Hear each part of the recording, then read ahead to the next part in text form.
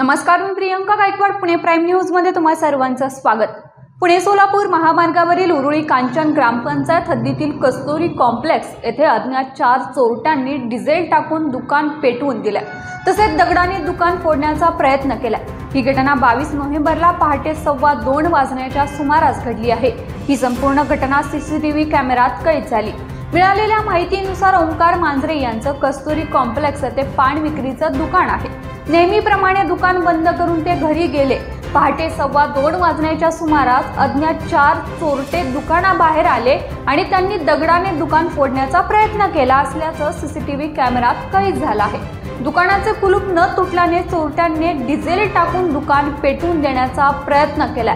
सध्या या घटनेचा तपास उरुळी कांचन पोलीस करत असून पोलीस आरोपींना कसं पकडतात याकडे परिसरातील नागरिकांचं लक्ष लागलंय. या बातमीसह इथेच थांबतोय, मात्र तुम्ही पाहत राहा पुणे प्राईम न्यूज.